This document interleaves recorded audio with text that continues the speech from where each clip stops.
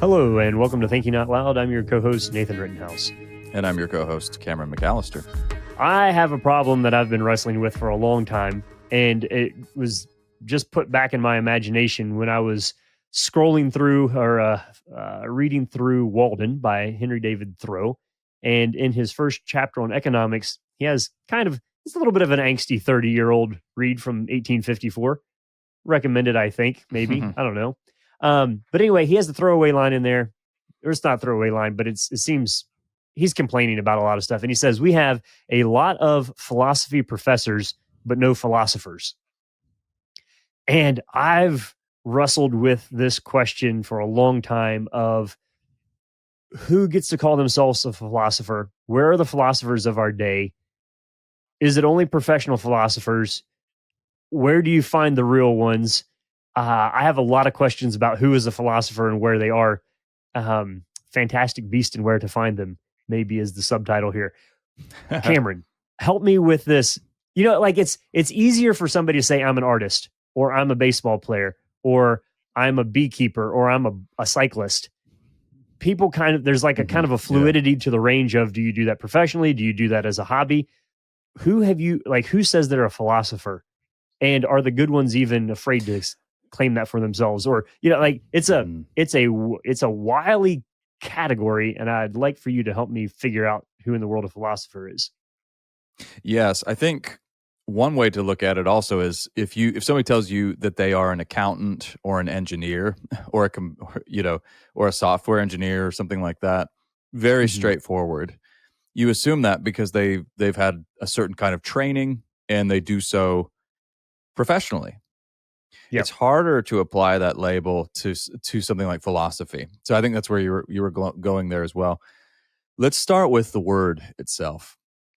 What do we mean by philosophy? And then we can trace a tiny bit of its evolution. I'm actually very passionate about this because so I studied philosophy at an undergraduate level. Nathan, you did as well. If you're a person, which is why we don't know what we're talking about, just to be clear.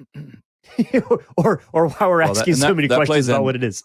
Well, if you did so, you'll know that you get you have to adjust immediately or prepare rather for the snide remarks that you're going to get about, enjoying your long career of flipping burgers and considering the existence of life while you're delivering pizzas and so on and so forth. So there's clearly in our own day, there is a disassociation of people don't think of philosophy as practical. That's what comes through loud and clear in some of those jokes. And jokes are a very powerful clue about how people really feel on the ground about something. So what exactly is philosophy? And it's, if we go to the root of the word, philosophia, philosophy is really all about the love of wisdom. What's interesting is philosophy, of course, has changed dramatically over the many, many years it's been pursued. And I think we can't possibly go into the full intellectual history of philosophy or anything like that. Nothing so ambitious. But we can make some general observations that I think will help us a lot here to get to Thoreau's hang-up. What happened to philosophy? Initially, it's all about living. If you look at early Greek philosophy, for instance, there's there were, of course, theoretical aspects to it. There was sophistry and there were rhetorical aspects to it. There's nothing new under the sun. If you look into Greek philosophy, you'll see a lot that looks like what we would call deconstruction or critical theory. It's all there. But the philosophers who were the most celebrated, Plato, Aristotle, and of course, the Socrates we encounter in the Platonic dialogues, philosophy is all about how we live. What is the good life? If you look at something like Plato's The Republic or the Laws. So what happens is philosophy, as it grows in intellectual rigor and sophistication in some ways, it turns into a professional sport. And as it becomes more and more professionalized, it becomes, again, there's good and there's bad with that. But some of what also happens is it becomes a little bit more, it kind of it's sort of philosophers talking about what philosophers find interesting, but nobody else does, and it becomes a little bit parochial, and then it becomes ivory tower, as is said.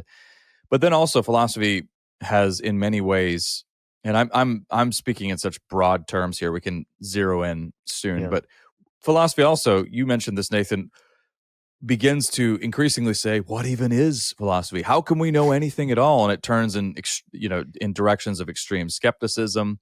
That begins long before Jacques Derrida. In fact, probably the most serious real shot across the bow in terms of skepticism was David Hume. I would say probably still to this day probably the greatest skeptical or major skeptical philosopher. So then you get to a place where you have philosophers saying something similar to what literature professors said. What even is philosophy? Who can know? We probably can't know. And if anybody claims that they know, or everybody claims anything about wisdom, how naive and silly, how benighted. They're just deceiving themselves. And just as literature professors around this time were saying, oh, there's no real thing. The death of the author, literature is all you have is our texts, and they deconstruct themselves. All of this, to many people, sounds really self-defeating. So I think you have a confluence of issues. I think you have increasing professionalization, and you have an academic guild that kind of really guards the activities of philosophers and makes sure that they're written in indecipherable academic language that very few people who aren't insiders will understand. So I mean, if you know, the analytic tradition is what's really big in North America, and it has its strengths. I mean, the analytic tradition is really all about conceptual clarity, and it's really good at that and clarifying our language. It's got some inherent limitations as well, because it can't really take you beyond. So you can go so far with clarifying language, but eventually you may have to make some bigger statements, some larger metaphysical statements and spiritual statements, and there it gets really tough. So it's been over professionalized on the one hand. It's also looked increasingly irrelevant to many people. And increasingly, I think because of those factors, people who are practicing philosophy in the academic world aren't necessarily seen as philosophers. They have mastered a particular field of discourse. I think that's what Thoreau is getting at. But they're not actually experts on living in any meaningful sense. I think I've given you enough to work with for a second. Yeah, let me give you two little anecdotes here that I think summarize what you've been saying here. So, for one, so the college that I went to, you studied philosophy at a Christian college. I went to a college that, like all colleges that some degree had been historically Christian, but still at this time, the degree was philosophy and religion as one degree, and the reason for that within the department is they said that there wasn't such a thing as non-religious philosophy before the Enlightenment. So if it doesn't make sense to separate philosophy and religion out into separate categories until, kind of the modern Western era. And so that's why they combined them in the title, is because all the way back to philosophy being the queen of the sciences and all of that there was a rich historical value to the study of philosophy, because you've pointed out Plato's Republic, even Aristotle is writing ethics. And they all did have cosmic or at least deity backed and grounded structures for actual behavior and systems of belief, like the philosopher king idea was a real practical, like this is how societies and cultures work and how you make real changes and what it means to be virtuous. And they all had very tangible, practical application to them. And so it was, you couldn't separate them. You couldn't separate theory from practice from religion.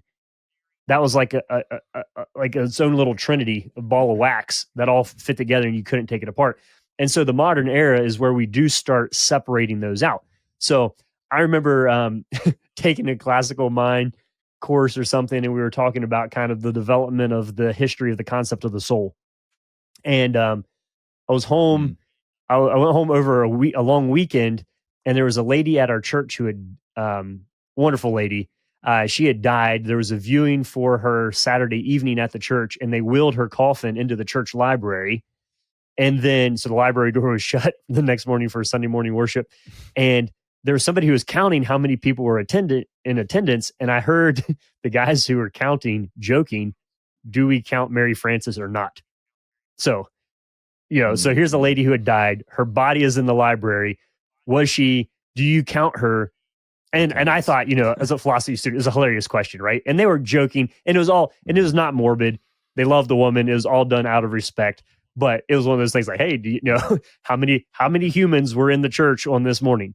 And so I thought it was a great, fun question. I went back Monday in the class, we're talking about the soul, and I said, well, here's a question for you. Here's what I overheard. And I said to the professor, how would you go about, I know we've read all these different philosophers and theories, but how would you go about answering the question of how many humans were in the church, or how many souls were present? And he looked at me and he said, well, Nathan, he said, I really try to steer away from real life examples and questions. You hear the difference there? I try to steer away from real life questions and examples. And I was like, what in the world are we doing? And I recognized that modern philosophy had become phenomenal at answering questions. Theoretical purity. Yeah. So we had become philosophers had become phenomenal at answering questions that philosophers had, not at answering. And so this is where the ivory tower concept comes into play. Here's somebody who has a PhD in philosophy. They've taught for 25 years in a tenured position in this prestigious university. At the end of the day, they get in their little sports car and drive home to their, condo on the edge of the golf course and wash, rinse, repeat, do it over again. And it leaves a lot of people saying, yeah, but are they really engaging with the deep and hey, this is not to smear any of you philosophy professors who are listening in on this. I'm just saying that's the felt trend that I've experienced, is that we've relegated it to such a level that it's almost irrelevant in the practical lived experiences of most people, which is exactly where philosophy flourished historically. Well, let me try something else out on you then. Not everybody is an engineer or an accountant, but everybody to some degree or another is a philosopher. We sure hope so. So, well, because everybody has a specific philosophy of life, whether they recognize it or not. This has been pointed out extensively regarding worldview. You can't not have a worldview. Can't avoid having a total vision of reality. You can't avoid having a philosophy of life, a basic approach to life. And even somebody who is in search of theoretical purity, for instance, in their philosophizing, that such an assumption is undergirded by a philosophy where they carefully bifurcate their life. In fact, often people who do that, not always, but for some of them, their academic pursuits are largely a kind of language game. Where, especially when you get an analytic philosophy. Anybody ever read that jargon? Right. Yeah. So they'll take up whatever quote problem that's outlined, that they're working on, that they're analyzing. It has absolutely nothing to do with their practical pursuits. And then they'll attack that. And then they will get in their sports car and go to the golf course. One person who's explicit about this, he's not a philosophy. Well, yes, actually he is. He's a philosophy and he's an English professor and he's pretty notorious. And some of you will know his name. His name is Stanley Fish. Do you know Stanley Fish, Nathan? No, but you quote him. He is. I know other fish. Well, but not he that one. wrote, he's most right. There are other fish to fry, but but he is a very brilliant academic. Yes. And he thinks very much like a lawyer. So he's very good on legal theory. I think he teaches that he's old now. I'm talking approaching 90 years old. I think he teaches at the University of Florida now, but he was at Duke for years, for most of his career, I believe. And his most famous book, I think, is There a Meaning in This Text? And he talked a lot about interpretive communities. That was a big contribution of his at the time. It's kind of, these things fall in and out of fashion. But somebody made a joke with him once, and this doesn't sound apocryphal. This is probably true. It was on an elevator, and they'd made some joke about the sports car that Professor Fish drove, and they didn't realize he's a very short man. He was standing in the elevator with these students as they made this joke, and they had said something like, "Oh yeah, yeah, that guy drives a Mustang or something." And he walked forward to get off of it, stop, and he looked at both of them and he said, "Actually, I drive a Jaguar," and then walked out. But he was he's been, he likes to make money. He doesn't think pursuing the actual meaning of life and how we live is really relevant to philosophy. It's all about language games. It's all about rhetoric. He's written very eloquently about the tradition of sophistry in ancient Greece and its applications today. And there is something troubling about this. If you've ever watched a true crime documentary or been on the receiving end of accusations, you'll know that the justice system in America is far from perfect and often does play out like a game.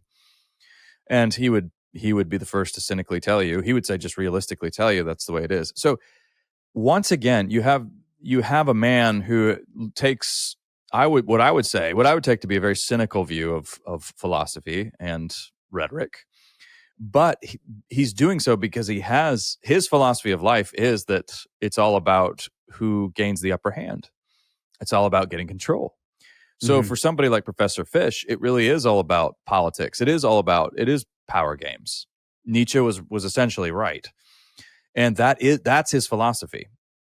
And for somebody else who maybe sees academic, analytic philosophy as just a helpful way for him to or her to bracket their career, make a lot of money, do that, and then go to the golf course and then have many affairs. That's where, it used to be the case, Nathan. This is worth bringing up. And this goes to Thoreau's point, I think, pretty strongly, that character was a conspicuous factor when it came to somebody who taught philosophy, for instance, or theology. So if theology is another one of those categories where everybody's a theologian to some degree. Doesn't mean that there aren't people who don't have deeper insights, who haven't, pursued PhDs and worked very rigorously at it. Absolutely. Who can, know Greek and Aramaic, all of that. But everybody has a theology, so to speak, as well. But it used to be a big deal if you had a philosophy professor who was sleeping with his students. That was seen as something that discredits some of what he's saying, especially if he was giving you ethical observations. Now, people would look at that as hopelessly naive and say, "Oh, what he does in the bedroom has absolutely nothing to do with what he's teaching in the classroom. How naive are you? This isn't ancient Greece." But I think actually it is ancient Greece in a sense, and I'm trying to take us to where I'd like us to go, which is, I think this whole way of looking at philosophy is completely wrong.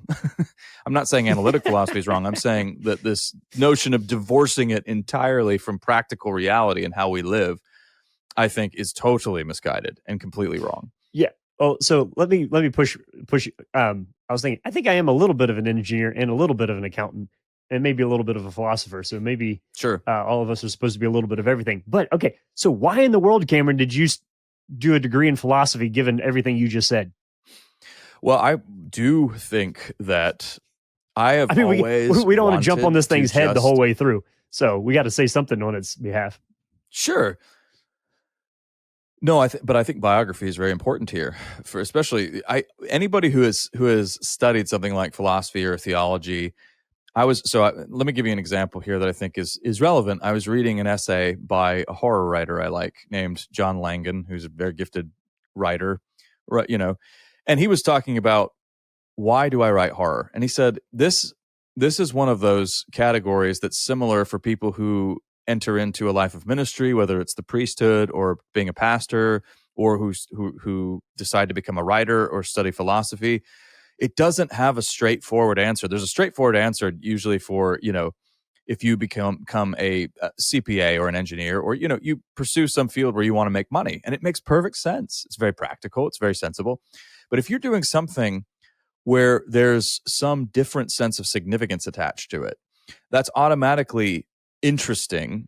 And some people might find it off-putting. Oh no, you're one of those. But some people are intrigued.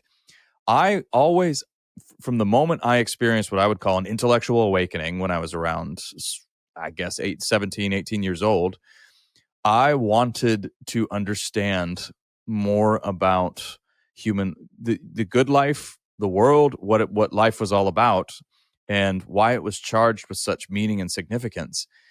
And for me, that was deeply practical. Did I have a clear career path in mind? No. Did I know how that would work out? Did I have a job lined up? All of that stuff? Did I know a graduate program that I had my eyes on? No, I didn't. But I knew that understanding the pursuit of wisdom and understanding was worthwhile and was a justified pursuit. And I'm not saying everybody should do it, but it was the right thing for me to do. I did feel a sense of calling, but I wanted to understand. And Hmm. that seemed to me a very exciting, exhilarating, and noble pursuit. And just, going into real estate to make money seemed soul crushing and deadening to me. And all I can do is speak from my own experience there. It's necessarily going to be a bit idiosyncratic. But Hmm. yeah, the pursuit of understanding the world and our place in it seemed a very noble and exciting and exhilarating thing to do. And it still does to me. I haven't changed at all on that one. I accept your answer. Thanks. Um, yeah. So I think for me, it's so I was a physics major, and then when I was 3 years into that, I was having all these fun philosophy conversations on the side. So I'd added a minor in philosophy and religion, and then I ended up adding as a second major in my senior year, because I kind of had my physics degree done in 3 years. It's a long story, but um, so what's funny to me is like I came at this from, so let's take Stanley Fish and his interpretive communities concept. I would be like, yeah, Stanley, that's called a church. Mm, I grew up in one. Like it always felt to me like right. the most cutting edge, exciting philosophical ideas. Like the church had already kind of worked that out and was a living embodiment Hmm. of in practice of philosophical theories to some extent. And so I grew up within a context of watching a community function, and I could see the real world applications. For me, just the way that I'm hardwired, it's fairly easy for me to jump between the meta narrative and the application, or the principle and the practice. And so I just did it just like you, just for the sheer fun of it. Like there was no strategy to adding philosophy and Hmm. religion as a second major. It was just interesting to me. I was already having like when I went for the interview to add it as a major, I was like, I don't know, I'm having all these kinds of conversations anyway. I may as well do it in class and get credit for it. And loved it. Had a lot of fun. When I graduated for my honors oral exam, I had both physics and philosophy professors attending, and they asked me what I learned, and I said I could calculate the velocity of a philosopher when he fell out of an ivory tower, and they all rolled their eyes, but they expected nothing less from me at that point. Um, yeah, so it was just for the sheer fun of it, and I grew up with people who loved ideas and loved asking questions and loved me loving it, and were feeding me, grandparents, Sunday school teachers, neighbors, whatever, friends, parents for sure, were feeding me books and asking me questions, and I was asking them questions. And it was just this perpetual pursuit of like, hey, what about, what if, why, what if we tried this? Has anybody ever thought about? And when you get into something like physics, or a more narrowly defined academic program, it doesn't feel as broad as a way of like just asking why about everything. Somebody one time said, "You sound like a professional 2 year old. Mm. You just ask why all the time." Um, and so I needed that academic side to give me the expansive, the room to play in the world of ideas. And philosophy also helps you see a lot of dead ends of like, hey, maybe I should go down this road. And then you read somebody who went down that road, and you're like, oh, I see why I don't want to devote 5 years of my life to try and figure that out. I can scratch that off the list. There are alligators at the end of that one. Um, so yeah, for me, it was just the the the thrill of it, I guess. So I feel like I can critique it and love it at the same time somehow, and that doesn't seem to be contradictory in my mind. But here's something else, and you've no doubt noticed this as you've been listening. You don't need a degree to to pursue, knowledge and understanding of the world. Now, there are some of us who do this for, more in a frontline setting, and actually even for a living, and you can study it very closely and you can pursue it in an academic field, and that's a good thing to do as well. And I'm grateful that some of us are able to do so. But these kinds of rich conversations about what it means to be a good person, why we're here, why we do what we do, and just discussing the timeless insights that you gain from literature and great art and great philosophers. That's something that we really, all of us should do a whole lot more of. I remember, I think I've brought this up a few times on the show, Nathan, but I remember lots of people telling me, enjoy these days while you're in college, because when they're over, nobody wants to talk about this stuff anymore. You're not Right. going Yeah, to you have said deep that. conversations anymore. Mhm. Yes, and I remember thinking, that's just so sad. I want a life where that is not the case, and I really want to intentionally pursue that. And that doesn't mean, by the way, there's a whole separate conversation, but there's a really terrible trend going on right now, Nathan, where people will say something along the lines of surround yourself only by those who challenge you, only those who share your goals, and just eradicate any other negative presences from your life. So in my case, if I said something like, if there are people who are superficial and shallow, I don't want to be around them. Well, first of all, Mhm. that's a mighty condescending view to take, because I mean, how do you know they're Good superficial and thing we're shallow? normal. And maybe they're not interested. Right, exactly. And maybe they're more action oriented and they just like to go do stuff that's actually traditionally fun. Okay, Cameron, I'm speaking to myself here. But that's not what I'm saying. I'm saying bring up the topics. Talk to people about this stuff. I find all the time that people really do want to have deep conversations about the passage of time, about what a good life is, or even a question. I mean, a big Good one in death. today's world is, Mhm. what is a good person? Yeah, what's a Yeah. good? Yeah, what's a good death? Yeah, that's a great one. What is a Mhm. good person? That's huge, and because this is a moment where we are very morally serious. Now, I think there are some Mhm.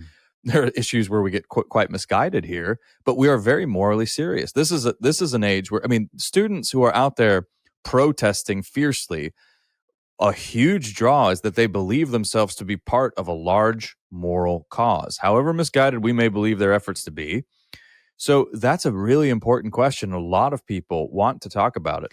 And it doesn't need to be limited to a classroom. And there are ways to do it without being a total killjoy. This has been a slow one for me. I've learned this the hard way, that part of the trick for me was to eradicate I get some of you write in and sometimes have comments on the vocabulary I use. Well, I try to change that vocabulary, not because I think people I'm speaking to are dumb, but because I think they are regular people. And if I use certain words, it just is isolating and turns people off, because it can be a bit boring. It's just off putting. So to translate what we're saying into plain speech, which, by the way, is a very philosophical thing in the traditional sense to do. I mean, if you Mhm. look at, I think one of the best places to begin with regard to philosophy, anybody who wants to dip their toes in, read the Socratic dialogues.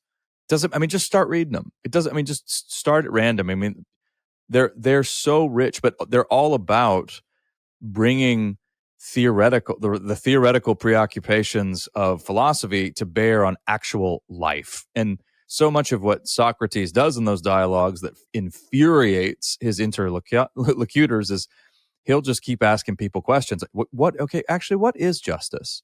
Well, we all know what justice is. We want to uphold what is good. And yeah, okay, but what is the good? I mean, how do we know what that is? And he just keeps the inquiry going and gradually shows that people who think they have everything together, have it all, understand everything, really are subsisting on sound bites and Mhm. haven't actually thought through the issues very well. That's a very practical way to begin the venture of philosophy and its actual bearing on life.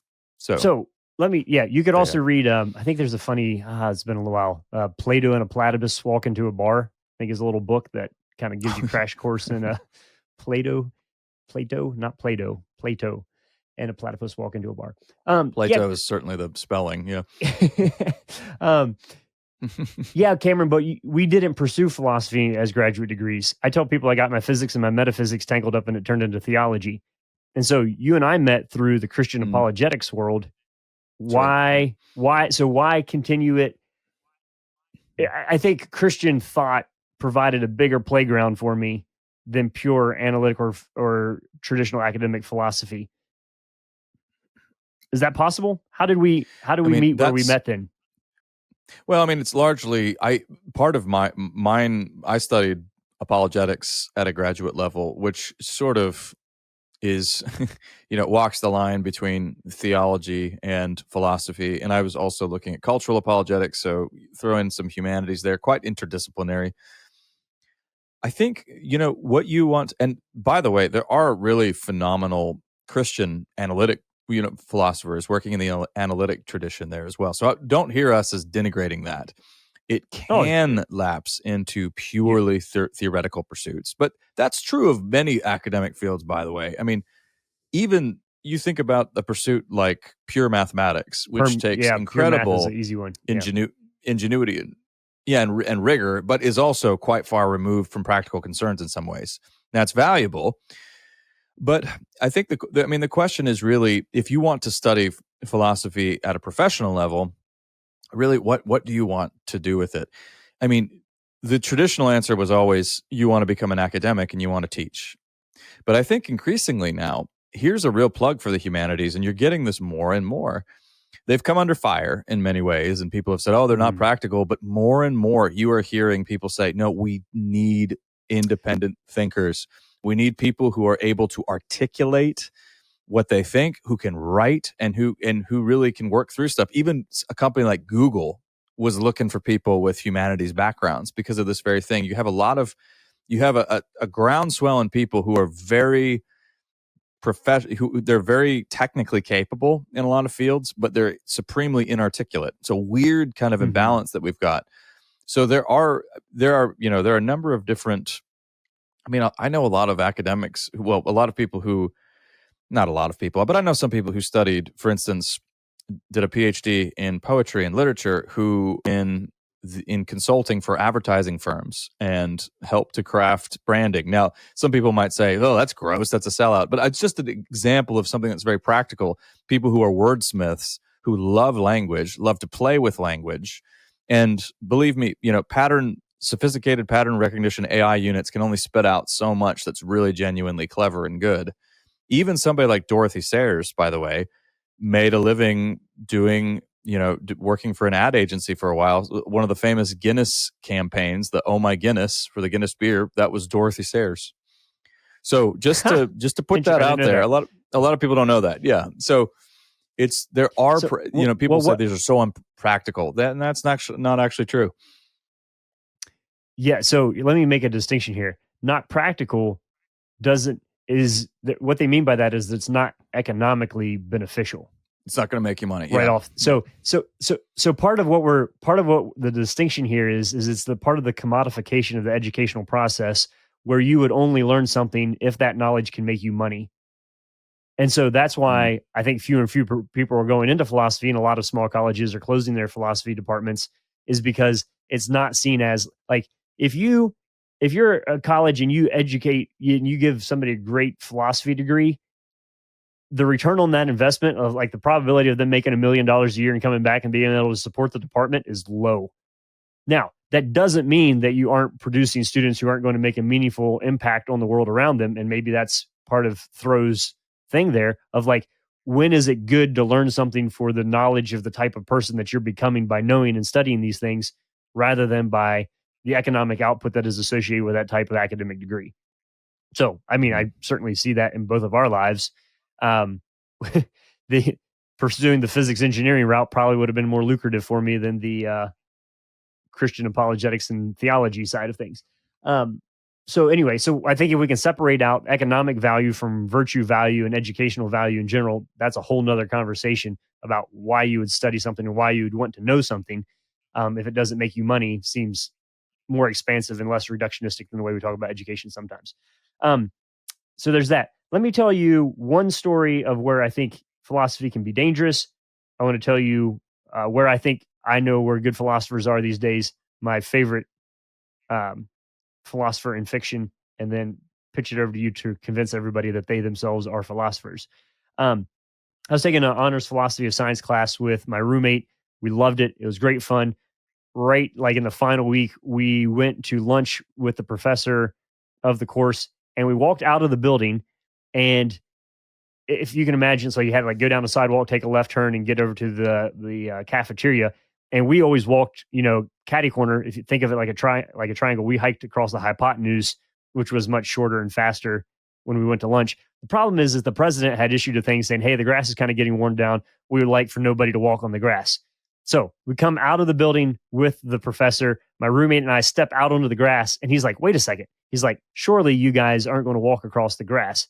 And I gave this whole mathematical justification about how it was shorter by a factor of the square root of 2. And in a world with limited resources, the thing that was the most responsible was to use the calories that were entrusted to us. It made this whole big argument of like basically the efficiency for it and how it was moral. It was a moral imperative for us to use the least amount of energy to get to the place we were going as a factor of saving our own time and saving resources for other people on the planet. And then my roommate, who was double major in chemistry and biology and a philosophy minor, made this case for the survival of the fittest for the grass that was growing, that we needed to eliminate the weaker. So we just took like 5 minutes and explained to him why it was a good idea for us to walk across the grass to go get our lunch. And he stood there on the sidewalk and he thought for a minute and he's like, He's like, have I really taught you how to justify anything in your own mind? And then he stepped off the sidewalk and walked across the grass with us to the cafeteria. And so it was funny at the time.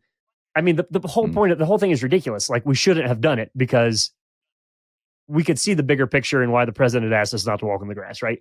But the line, have I taught you how to justify anything?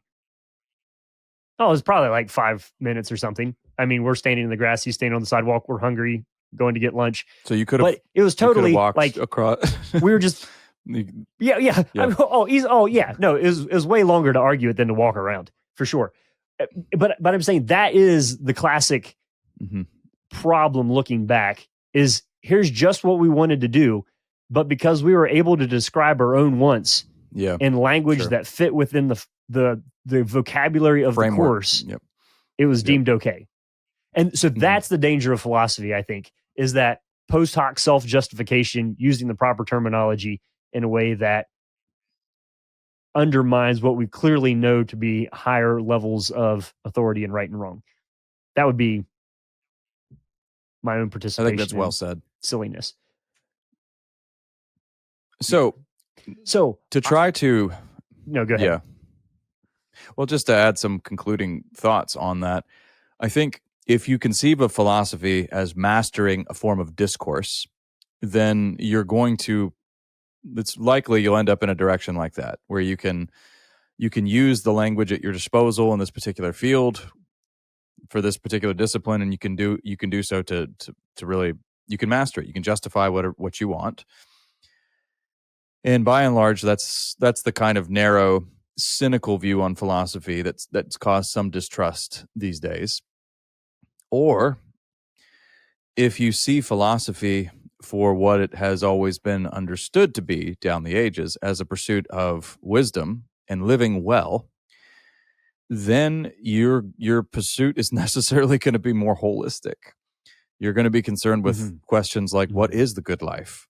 Why am I here? What is a good person? And that will take you in a direction that will stretch you, where it will require growth. And we're all philosophers because we all believe that there's a meaning to life and that there's a reason we're here. And ironically, we can be more specific on this, though. Well, let me add to what you're saying here, because Jesus was the premier philosopher.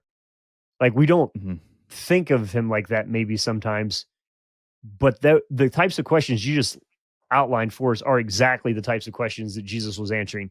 What is the good life? What does it mean to be a good person? How do we behave? Where are we from? Where are we going? I mean, that is purely what Jesus. And then when I was taking like some philosophy classes in ethics, I basically came around to a point where I would just think like, using the fundamental principles of the gospel and the reality of the incarnation, the revelation of God's character through the person of Christ, what would be the right outcome on this? And then I could use all the other theories to justify my conclusion. But I was basically just using Christ as my kind of starting point for developing my responses.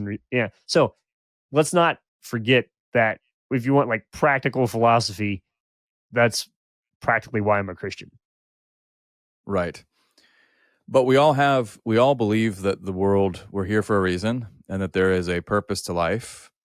And ironically, even in a negative sense, even if we've experienced life as feeling hollow and meaningless, we're arriving at that conclusion because we've got some ideal scenario in our minds and our hearts about the way things ought to Mm-hmm. be. And so philosophy in the richest sense and in the most practical sense is a pursuit of those questions, but it's animated by a pursuit of the truth, and the truth independent of the human Mm-hmm. will. And I think that's very important, something that will separate an actual seeker from somebody who's clever and wants to master a particular system. There are a lot of, in the modern world, That's really exactly rewards right. Yeah.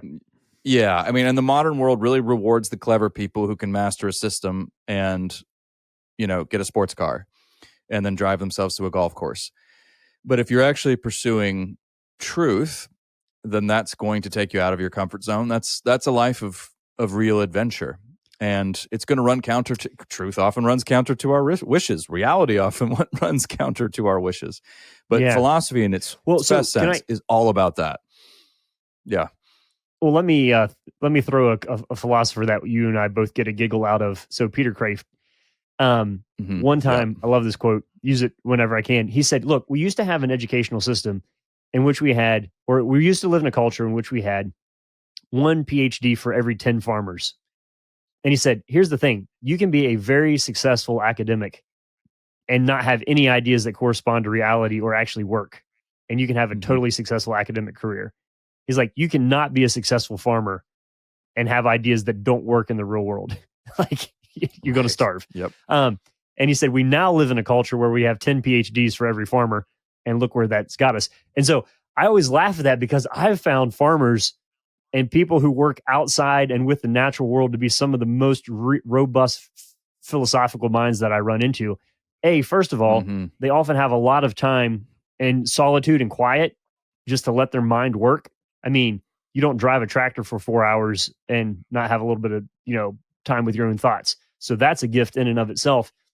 And then they're working with actual cause and effect and cycles and patterns over big pieces of time. And what they're doing is not delineated into one sector of reality. Like, it's all about finances and construction and the law and the legalities and exports and imports and international markets and the whole, like, it's a very complicated, it looks like a simple thing, but there's a lot going on.